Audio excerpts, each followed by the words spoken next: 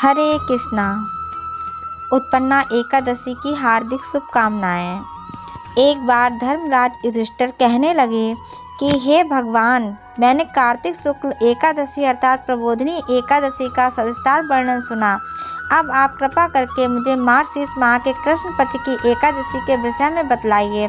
इस एकादशी का क्या नाम है तथा इसके व्रत का क्या विधान है, इसकी विधि क्या है, इसका व्रत करने से किस फल की प्राप्ति होती है, कृपया यह सब विधान पूर्वक कहिए। भगवान श्री कृष्ण बोले, मार्गशीर्ष माह के कृष्ण पक्ष में आने वाली इस एकादशी को उत्पन्ना एकादशी कहा जाता है। यह व्रत शंखोद्वार तीर्थ में स्नान करके भगवान के दर्शन करने से जो फल प्राप्त होता है उसके बराबर पुण्य मिलता है। इसका महात्म्य मैं तुमसे कहता हूँ, ध्यान पूर्वक सुनो। सतयुग में मुर नाम का दैत्य उत्पन्न हुआ। वह बड़ा बलवान और भयानक था। उस प्रचंड दैत्य ने इंद्र, आदित्य, वसु, वायु, अग्नि आदि सभी देवताओं को पराजित करके भगा दिया।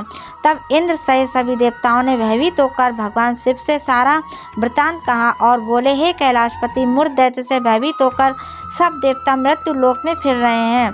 तब भगवान शिव ने कहा, हे देवताओं, तीनों लोकों के स्वामी, भक्तों के दुखों का नाश करने वाले भगवान विष्णु की शरण में जाओ।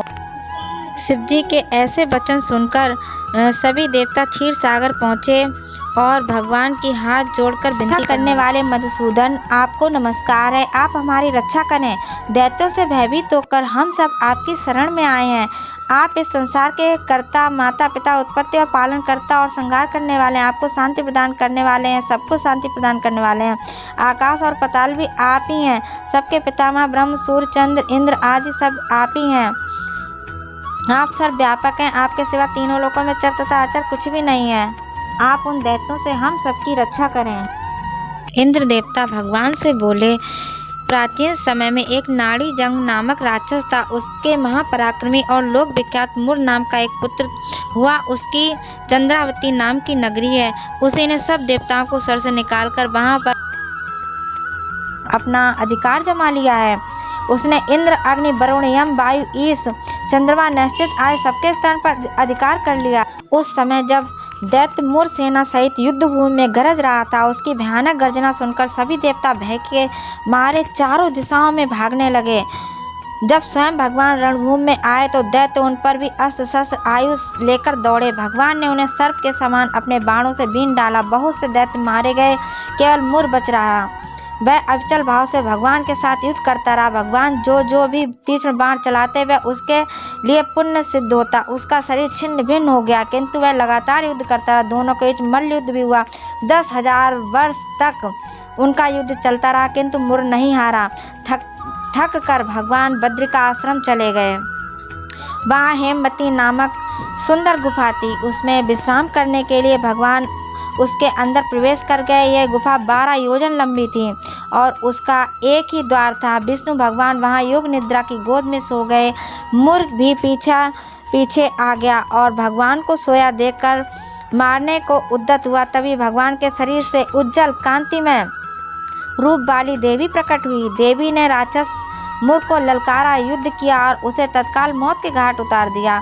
श्री हरि योग निद्रा की गोद से उठे तो सब बातों को जानकर उस देवी से कहा कि आपका जन्म एकादशी के दिन हुआ है, अतः आप उत्पन्ना एकादशी के नाम से पूजित होंगी। आपके भक्त वही होंगे जो मेरे भक्त हैं। इस प्रकार एकादशी महारानी भगवान के इस वरदान से अति प्रसन्न हुई और तब से अभी तक जो भी एकादशी का व्रत करता है और उस एकादशी में भगवान विष्णु की पूजा करता है तो उसके सारे पापों का अंत होता है। भगवान एकादशी के व्रत करने वालों के सारे पाप नष्ट कर देते हैं।